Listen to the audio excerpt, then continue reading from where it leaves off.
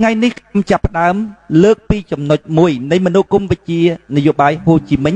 ដែលគាត់បានបញ្ជ្រាបចូលទៅក្នុងខួរក្បាលរបស់ប្រជាប្រដ្ឋវៀតណាមរហូតជ្រាបទៅដល់បេះដូងរបស់ប្រជាប្រដ្ឋវៀតណាមគាត់បាននិយាយទៅកាន់ប្រជាប្រដ្ឋវៀតណាមថាសូមអ្នកពិនិត្យមើលទឹកដីរបស់អ្នកប្រវត្តិសាស្ត្ររបស់អ្នកដើម្បីឲ្យអ្នកច្បាស់លាស់ថាទឹកដីមួយនេះណាអ្នកត្រូវការពារទឹកដីនេះទាំងអស់គ្នារួចហើយត្រូវពង្រីកទឹកដីនេះទាំងអស់គ្នាអត់មានអ្នកណាមួយកិច្ចរួចពីកាតព្វកិច្ចក្នុងការការពារទឹកដីហើយនឹងពង្រីកទឹកដីទេបើអ្នកមិនធ្វើទាំងអស់គ្នាទេណាអ្នកពិនិត្យឲ្យបានច្បាស់អ្នកនឹងคล้ายពីម្ចាស់ផែនដីនេះណាទៅជាកុលសម្ព័ន្ធនៅក្នុងទឹកដីនេះមួយប្រពេចភ្នែកទេពីព្រោះទឹកដីនេះណាអ្នកយករបស់គេអ្នករស់នៅដូចនៅលើភ្នំភ្លើងអញ្ចឹងវាអាចផ្ទុកគ្រប់ពេលវេលាទាំងអស់ជនជាតិចាមគឺពួកម៉ុងតាន់ញ៉ារហូតដល់សប្តាហ៍ថ្ងៃមិនទាន់ឈប់រឿងងើបរើបំរាស់ផងមួយផ្នែកទៀតគឺជាទឹកដីរបស់ខ្មែរយើងគឺកម្ពុជាក្រោមកម្ពុជាក្រោមក៏បាក់បោដែរដូច្នេះស្ថានភាពរបស់ប្រទេសអ្នកណាដូចរស់នៅលើភ្នំភ្លើងអញ្ចឹងតែមកប្រព្រឹត្តភ្នែកទេអ្នកអាចคล้ายពីម្ចាស់ប្រទេសទៅជាកុលសម្ព័ន្ធរស់នៅលើទឹកដីហ្នឹងពីព្រោះម្ចាស់ប្រទេសគេណាគេនឹងងើបបះបោគេមានបំណងងើបបះបោគ្រប់ពេលវេលាឲ្យតែអ្នកផ្លិចខ្លួនតែបន្តិចលោកអញ្ចឹងណាតែយើងកលៀសខ្លួនបន្តិចគឺដឹងអណ្ដែតហ្មងដូចបាល់មួយដែលយើងជន់ក្នុងទឹកអញ្ចឹងផ្លិចខ្លួនបន្តិចគឺដឹងតែពីកលាប់ពីម្ចាស់ប្រទេសទៅជាកុលសម្ព័ន្ធនៃប្រទេសនឹងតែហ្មងគាត់បញ្យល់អញ្ចឹងទៅកាន់ប្រជាប្រដ្ឋវៀតណាមប្រជាប្រដ្ឋវៀតណាមជ្រាបអានឹងចូលទៅក្នុងខួរក្បាលរួចហើយជ្រាបចូលទៅដល់ក្នុងបេះដូងវាច្បាស់លាស់វាថារឿងហ្នឹងពិតជាអញ្ចឹងមែនហូជីមិញគាត់និយាយត្រូវពីព្រោះទឹកដីរបស់ប្រទេសវៀតណាមជាទឹកដីដែលដណ្ដើមគេហើយម្ចាស់ស្រុកគេនៅក្នុងហ្នឹងគេមានបំណងងើបរើបំរាស់គ្រប់ពេលបើអ្នកមិនធ្វើការដើម្បីត្រួតត្រាទឹកដីរបស់អ្នកទេហើយនឹងពង្រីកទឹកដីរបស់អ្នកទេក្នុងមួយប្រពេចភ្នែកអ្នកអាចខ្លាចពីភាពជាម្ចាស់នៅលើទឹកដីហ្នឹងទៅជាកុលសម្ព័ន្ធនៅលើទឹកដីហ្នឹងអ្នកច្បាស់លាស់នៅថាអ្នកត្រូវតែធ្វើការទាំងអស់គ្នាដើម្បីត្រួតត្រាទឹកដីហ្នឹងឲ្យជាប់រួចហើយពង្រីកទឹកដីហ្នឹងគំនិតទស្សនៈមួយហ្នឹងបានជ្រាបចូលទៅក្នុងខួរក្បាលរបស់ប្រជាប្រដ្ឋវៀតណាមជាពិសេសគឺជនជាតិគិញព្រោះនៅក្នុងប្រទេសវៀតណាមមានពួកម៉ុងតាន់ញ៉ាដែលជាជនជាតិចាមហើយនឹងខ្មែរកម្ពុជាក្រោមគេហៅថាពលរដ្ឋវៀតណាមដែរប៉ុន្តែអ្វីដែលគាត់បញ្ជូនសញ្ញាគឺទៅជនជាតិគិញគឺជនជាតិវៀតណាមដើមថាបើអ្នកមិនធ្វើការព្រមគ្នាដើម្បីត្រួតត្រាទឹកដីនេះទេណាឥតមានពីណាធ្វើជួសអ្នកទេអ្នកអាចคล้ายពីម្ចាស់ប្រទេសមួយប្រព្រឹត្តភ្នែកទៅជាកុលសម្ព័ន្ធនៅលើទឹកដីហ្នឹងអ្នកច្បាស់លាស់នៅបើអ្នកមិនធ្វើការទាំងអស់គ្នាទេឥតមានពីណាជួយធ្វើការអ្នកជំនួសអ្នកទេណែកំណត់មួយនឹងជ្រាបចូលទៅក្នុងខួរក្បាលរបស់ជនជាតិវៀតណាមរហូតទៅដល់ជ្រាបចូលទៅដល់ក្នុងបេះដូងរបស់ជនជាតិវៀតណាមគេច្បាស់លាស់ក្នុងខ្លួនរបស់គេណាស់គ្រប់សម័យកាលសង្គ្រាមទាំងអស់ពលរដ្ឋវៀតណាមចូលរួមយ៉ាងសកម្មក្នុងចលនាការពារទឹកដី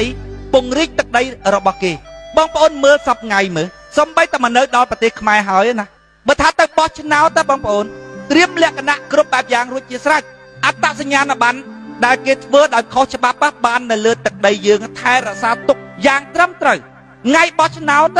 គេចេះទៅមើលឈ្មោះហើយឈរតម្រង់កតុយអត់ទៅផ្ទះវិញទេច្បាស់លាស់ក្នុងខ្លួនណាបើគេមិនធ្វើការដើម្បីពង្រីកទឹកដីត្រួតត្រាទឹកដីដែលគេយកបានទេបើគេមិនធ្វើការទាំងអស់គ្នាទេនៅថ្ងៃណាមួយប្រពេចភ្នែកទេគេអាចคล้ายពីម្ចាស់ប្រទេសទៅជាកុលសម្ព័ន្ធនៅក្នុងទឹកដីហ្នឹងរហូតដល់សប្តាហ៍ថ្ងៃនៅអញ្ចឹងដូចរស់នៅលើភ្នំភ្លើងមួយចិត្តផ្ទុះអញ្ចឹងខ្មែរកម្ពុជាក្រោមក៏ចង់បះបោ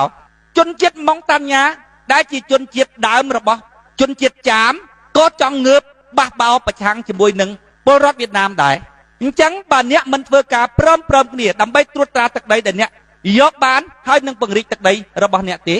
អ្នកនឹងคล้ายទៅជាកុលសម្ព័ន្ធនៅលើទឹកដីនឹងមួយប្រពេចភ្នែកទេសញ្ញាមួយនឹងវាច្បាស់បងប្អូន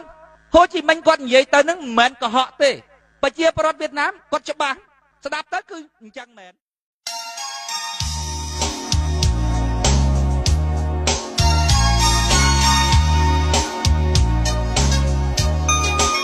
ផលមួយវាមិនដែលកើតប្រជាហេតុទេបាត់បង់ទឹកដីមិនហូបមិនថរនឹងទៅរកមើលហេតុវាទៅវាមានហេតុរបស់វាហើយហេតុធំជាងគេបំផុតគឺកើតក្នុងកត្តាក្នុងរបស់ខ្មែរហ្មងគឺភាពអសកម្មរបស់ប្រជាពលរដ្ឋខ្មែរក្នុងការចូលរួមជួយការពារទឹកដីរបស់ខ្លួនកាលពីមុនដូចជាគ្រាន់បើដែរប៉ុន្តែវាទៅទាំងវងដោយសារការជឿដល់តែចាញ់បោកមេដឹកនាំច្រើនពេកទៅលែងចូលរួមស្អីទាំងអស់ឥឡូវឲ្យតាណាហៅចូលរួមឲ្យស្អីអញតិចមកក៏គ្រាន់បើដែរអញយកដល់ដៃភ្លាមគាត់គិតអញ្ចឹងខ្មែរទៅជាគិតខ្លីហ្នឹងដោយសារវាមានហេតុរបស់វាគឺមេដឹកនាំនឹងបោកជាបន្តបន្ទាប់ប៉ុន្តែបើក្នុងស្ថានភាពហ្នឹងហើយយើងមិនកែលម្អរស់ធ្វើអីបងប្អូនរស់ធ្វើអីរស់ចាំថ្ងៃងាប់ឬយ៉ាងម៉េចទោះបីដល់ក្នុងស្ថានភាពណាក៏ដោយដង្ហើមចុងក្រោយក៏ដោយបងប្អូនកើតជាមនុស្សណាវាត្រូវតែរើបំរាស់ក្នុងស្ថានភាពនេះណាបងប្អូនពួកយើងចង់បញ្ជូនសញ្ញាមួយយ៉ាងច្បាស់លាស់ទៅក្នុងខួរក្បាលរបស់កូនខ្មែរដែរដោយសញ្ញាដែលហូជីមិញបញ្ជូនទៅកូនយួនដែរថាបងប្អូនហើយបងប្អូនបើអំណាចមិននៅក្នុងដៃរបស់បងប្អូនទេបើអំណាចវានៅតែប្រមូលផ្ដុំទេមិនបាច់ទៅទៀមទាស្អីទេវាមិនបានស្អីទេជាប់នៅក្នុងក្បាលហ្នឹងបងប្អូនមើលឃើញនៅ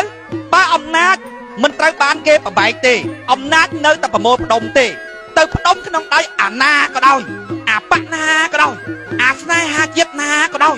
ទៅផ្ដុំក្នុងដៃអ្នកណាក៏ដោយ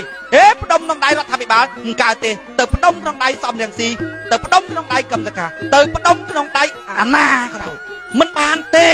បើអំណាចមិននៅក្នុងដៃរបស់បងប្អូនទេមិនបាច់ទៅទៀមទាស្អីទេទៅទៀមទាដីទៅទៀមទារោយុទ្ធធម៌ទៅនេះទៅនោះគេមើលឃើញថាបានស្លឹកស្នោតដាក់លក្ខខណ្ឌយើងគិតថាបានស្លឹកស្នោតអាណត្តិក្រោយទៀតបានគេឲ្យហើយបានឲ្យតិចហ្នឹងតាំងស្ងប់ចិត្តលិចអំណាចទៅទៀតឡើយអញ្ចឹងបានចង់បញ្ជូនសញ្ញាទៅបងប្អូនថាបើអំណាចដឹកនាំរដ្ឋនេះមិនបានបំបែកទេអំណាចមិននៅក្នុងដៃរបស់បងប្អូនទេបងប្អូនកុំទៅទៀមទាស្អីវាមិនបានសេចក្តីសុខតកូនតចៅទេហើយរឿងបបែកអំណាចហ្នឹងដូចហូជីមិញគាត់និយាយចឹងណាបើពួកយើងទាំងអស់គ្នាអត់ធ្វើទេអត់មានអើនណាមកធ្វើឲ្យទេបច្ចាណាមើលចុះតើវាអញ្ចឹងមែនអត់ឬខ្ញុំបលើបងប្អូនបច្ចាណាមើលនិយាយអស់ពីពោះពីពងណាបងប្អូន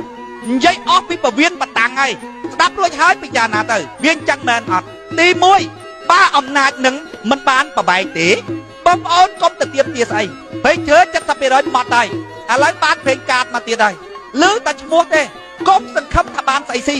គេស៊ីអស់ហើយមន្ត្រីក្រសួងគេលក់ខ្ទេចខ្ទីអស់ហើយនឹងអ្នកកាន់ការងារស្រុកទេពួកឆ្លៀតឱកាសមិនទាន់បានកាន់អំណាចហ្នឹងក៏អញ្ចឹងដែរបងប្អូនសង្កេតមើលមុខពួកគេឲ្យច្បាស់សិតតែពួកប្រមូលផ្ដុំអំណាចដូចគ្នាទេថ្នាក់ដឹកនាំរបស់គណៈបកចុះទៅមូលដ្ឋានបងប្អូនមើលថ្នាក់ដឹកនាំរបស់គណៈបកយើងមានអ្នកណាខ្លះសិតតែថ្នាក់សិតតែជាន់ទៅអញ្ចឹងសិតតែពួកផ្ដាច់ការទេគេថាប្រជាធិបតេយ្យអាគេថាទៅប៉ុន្តែយើងចេះមើលអត់ពួកយើងចង់គៀកស្មាគ្នាបង្កើតសង្គមមួយដែលពួកយើងទាំងអស់គ្នាជាម្ចាស់ប្រទេសដោយប្រធានាធិបតីសហរដ្ឋអាមេរិកឲ្យតែគេកាន់ក្បាលមីក្រូនិយាយទៅកាន់ពលរដ្ឋគេនិយាយថាក្នុងនាមយើងជាពលរដ្ឋនៃសហរដ្ឋអាមេរិកបងប្អូនណាដើម្បីបណ្ដុះមនោគមវិជ្ជាប្រជាធិបតេយ្យឲ្យបាននៅក្នុងស្រុកខ្មែរបណ្ដុះមុនគេគឺនៅក្នុងខួរក្បាលរបស់មនុស្សម្នាក់សិនទោះតែបងប្អូនឃើញគេអានពាក្យអញ្ចឹងវាញាប់ញ័រក្នុងចិត្តហ្មងណាដូចទទួលយកបណ្ដាថ្នាក់ដឹកនាំចុះទៅណាមានអាលើចុះទៅក្រោមស្អីទាំងអស់គ្នាស្មើគ្នាណាក្នុងសង្គមប្រជាធិបតេយ្យវាទាត់តែជ្រាបហ្មងណាគាត់តែឃើញវេទិកាគេរៀបហ្នឹងឲ្យមេបាក់គេចុះពីលើឡានមកមានអង្គរៈគេបដៅពីព្រូមកសំរងស៊ីក៏ចឹងកឹបសខាក៏ចឹងបងប្អូនមើលតែមកតែបានធ្វើនាយករដ្ឋមន្ត្រីទៀតទៅជាស្អីទៀតហើយវាចេញអាក្បួនហ្នឹងវាអត់ចេញអាទាំងអស់គ្នាដើម្បីទាំងអស់គ្នាវាចេញអាចារ្យកាត់ពីលើគ្នាអាចារ្យនៅពីលើគេអត់មានច្បាប់ណាគ្របវាអត់បានគៀកស្មាគ្នាជាអត់កង់ណាពួកយើងទាំងអស់គ្នាណាគេហៅ check and balance ណាយើងចង់បញ្ជូនសញ្ញាមួយនឹងឲ្យប្រជាប្រដ្ឋខ្មែរថាបើអ្នកគ្មានអំណាចក្នុងដៃទេបើអំណាចរដ្ឋមិនត្រូវបានបំបែកទេបងប្អូនកុំទៅទៀមទាស្អីវាអត់បានទេគេមករដកដូនតាបន្តទុកនឹងទាំងអង្គរវត្តក៏ដោយទាំងព្រៃជើងក៏ដោយទាំងរ៉ែក៏ដោយថាវាមិនបានស៊ីទេបងប្អូនចាំពាក្យខ្ញុំទៅក្អែក្អកបន្តិចបន្តួចបានជាសាលារៀនជាមន្ទីរពេទ្យហ្នឹងព្រោះចាំបានស្លឹកដាល់អាណត្តិក្រោយទេគេមើលឃើញអញ្ចឹងណាឲ្យស៊ីតាមភាពត្រឹមត្រូវតែថាដូនតាយើងបន្សល់មកចែកគ្នាតាមភាពត្រឹមត្រូវវាគ្មានទេពីព្រោះអំណាចវានៅក្នុងដៃយើងទេអំណាចរដ្ឋវាមិនបំបែកទេប្រព័ន្ធដឹកនាំរដ្ឋនឹងអត់តំ តម្លាភាពទេអត់ប្រសិទ្ធភាពទេមធ្យោបាយធ្វើដំណើររបស់យើងអត់ប្រសិទ្ធភាពទេកុំចង់ទៅកំពង់សោមកុំចង់ទៅកំពង់ស្ពឺមើលមធ្យោបាយធ្វើដំណើររបស់យើងសិនអាដុំទីនម៉ូដឹកនាំរដ្ឋនេះក្រសួងមន្ទីរនេះវាមានតម្លាភាពប៉ុណ្ណាអំណាចនៅក្នុងដៃយើងនៅយើងអាចត្រួតពិនិត្យកិច្ចការរដ្ឋជាប្រចាំក្នុងនាមជាម្ចាស់នៅបើបងប្អូនមើលតែសាលារៀនមើលតែមន្ទីរពេទ្យឬតែចាស់ទៅគេឲ្យណា40000ទីណាឯណាអត់មើលអាដុំទីនម៉ូល្បីម៉ាស៊ីននេះអាប្រព័ន្ធរដ្ឋបាលនេះវាប្រមូលផ្ដុំអំណាចអត់មើលកន្លែងហ្នឹងងាប់ហើយបងប្អូនយកទៅគិតបន្ទាប់មកទៀតបងប្អូនត្រូវច្បាស់លាស់ក្នុងខ្លួនថារឿងហ្នឹងបើអត់យើងទាំងអស់គ្នាចូលរួមអត់មានអាណាធ្វើឲ្យទេឲ្យច្បាស់លាស់អីចង់បានបបាយអំណាចដែរមិនអត់ធ្វើទេតែអត់ធ្វើអត់មានអាណាធ្វើឲ្យទេច្បាស់លាស់នៅបងប្អូនស្ដាប់រួចហើយស្មាតទោសនឹងនិយាយប្រាប់បងប្អូនថាមិនបាច់បោះឆ្នោតឲ្យគណៈបកសម្ព័ន្ធដើម្បីប្រជាធិបតេយ្យទេឲ្យយល់ពីប្រព័ន្ធដឹកនាំរដ្ឋឲ្យយល់ពីបកប្រជាធិបតេយ្យរួចហើយទៅផ្ទះវិញបង្កើតបកប្រជាប្រដ្ឋខ្លួនឯងទៅតែបង្កើតមកមានមេបកមានអគ្គលេខាធិការមានគណៈកម្មការយុមានអញ្ចឹងមានចេញជារូបរាងបកតែចេញរូបរាងបកតែឃោសនាគេថាបកមកទៀតឃើញទេវាចេញអាក្បួនហ្នឹងបាននិយាយស្ដាប់គ្នាមិនបានសោះខ្មែរហ្នឹងបងប្អូនហើយបងប្អូនស្មាតទោសខ្ញុំថ្លឹងចិត្តខ្ញុំណានិយាយអញ្ចឹងគេថាយើងអួតទៅបងប្អូនប៉ិនមិនដឹងជានិយាយថាម៉េចបើចិត្តយើងវាផុសហើយអញ្ចឹងឡើងណែបើខ្ញុំអត់ធ្វើមានណាធ្វើណាខ្ញុំថ្លឹងចិត្តខ្ញុំអត់មានអាអិនណាធ្វើព្រមអត់បាននឹងភាពអសកម្មរបស់ប្រជាប្រដ្ឋខ្មែរហ្នឹងយើងនិយាយអញ្ចឹងគេថាយើងអួតទេហូជីមិញគាត់និយាយថាម៉េចគាត់និយាយថាក្នុងសង្គ្រាមប្រឆាំងជាមួយនឹងប្រទេសបារាំងនេះណាគាត់ហូជីមិញចង់ចុះទៅលើទីលានប្រយុទ្ធផ្ទាល់ក្នុងការដឹកនាំទ័ពប៉ុន្តែគាត់ទៅអត់បានពីព្រោះក្នុងកលៈទេសៈនេះរកពីណាជំនួសខ្ញុំអត់ទាន់បានទេទៅក្នុងសមរភូមិខ្ញុំខ្លាចងាប់ហើយហូជីមិញខ្លាចងាប់បងប្អូនចាណាមើលគាត់មិនដែលខ្លាចងាប់ទេប៉ុន្តែសំខាន់គាត់ថាបើគាត់ងាប់ក្នុងពេលនេះដោះស្រាយបញ្ហាប្រទេសវាអត់ទាន់បានអញ្ចឹងហើយបានជាគាត់មិនចូលរួមប្រយុទ្ធនៅលើទីវាលជាមួយយុទ្ធមិត្តគាត់ទេហើយភាសាហ្នឹងប្រជាពលរដ្ឋវៀតណាមទទួលយកបានច្បាស់លាស់ថាអញ្ចឹងមែនណាហើយដល់ពេលពួកយើងវិញខ្ញុំនិយាយអញ្ចឹងគេថាខ្ញុំអួតអូមានតែឯងប៉ុន្តែខ្ញុំបានថ្លឹងចិត្តខ្ញុំបងប្អូនបើប្រហែលអញហើយជួយមិនបានទេមុខខ្មែរមានណាជួយទេអត់មានអាណាជួយទេបងប្អូនមើលឲ្យច្បាស់គ្រប់ចលនានយោបាយដំបងដៃបងប្អូនចាប់រាប់ពីគណៈបកកណ្ដាលអំណាចមុនមកតើមានកន្លែងណាមួយដែលចូលរួមគ្នាដើម្បីជាតិអូយកជាតិជាបាតគ្រឹះដើម្បីឲ្យពួកយើងមកជុំគ្នានោះណាសិទ្ធិផលប្រយោជន៍ចោះខ្លួនទាំងអស់សពថ្ងៃតាមសាលារៀនតាមអីពួកនិស្សិតបញ្ញវន្តទៅចូលរៀននឹងគេឲ្យចូលគណៈបកគេសិតតែឲ្យរង្វាន់គេឲ្យខណ្ឌខៅនេះនោះរហូតគេឲ្យប្រយោជន៍តខ្លួនរហូតមន្ត្រីរាជការសពថ្ងៃចុះទៅដើររស្លឹកស្នោតហ្នឹងពីព្រោះចង់បានអង្គុយកន្លែងខ្លាញ់តារាទៀតមកក្ដុំធំហ្នឹង2 3លានអ្នកសិតតែប្រយោជន៍តខ្លួនទាំងអស់ណាប្រជាប្រដ្ឋបោះឆ្នោតឲ្យហ្នឹងសរងកម្មាណាអញ្ចឹងចលនាមួយហ្នឹងអត់មានចលនាជាតិទេដើមចេញពីប្រយោជន៍តខ្លួនទាំងអស់វាអត់មានចលនាជាតិវាមានតែចលនាដែលផ្ដុំឡើងដោយប្រយោជន៍តខ្លួនអញ្ចឹងកូនសិស្សនៅតាមសាលាអីគេឲ្យចូលឯណាស្អីគេ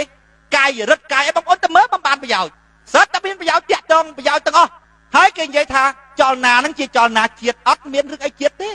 អ្នកនយោបាយណាបងប្អូនត្រូវចេញឲ្យផុតពីការភ្ជាប់ផលប្រយោជន៍តខ្លួនទៅនឹងកិច្ចការនយោបាយតែគេភ្ជាប់ផលប្រយោជន៍តខ្លួនបើគេក្រុមគូសាបើគេមានមុខមានមាត់កាលណាអញបានធ្វើនាយករដ្ឋមន្ត្រីបានធ្វើរដ្ឋមន្ត្រីអានឹងសប្រកាសចាយអ្នកនយោបាយជៀសវាងឲ្យផុតអាប្រយោជន៍តខ្លួនជាមួយនឹងកិច្ចការនយោបាយអ្នកនយោបាយត្រូវមានទស្សនៈមួយច្បាស់លាស់ថាសង្គមត្រូវដឹកនាំចែកអ្នកឯងយល់ថាសង្គមដឹកនាំចុះអញយល់ថាសង្គមដឹកនាំចែកតាមកំណត់អញនេះចង់យកអាកំណត់នឹងទៅដាក់អត់មានរឿងភ្ជាប់ផលប្រយោជន៍តខ្លួនទៅនឹងកិច្ចការនយោបាយ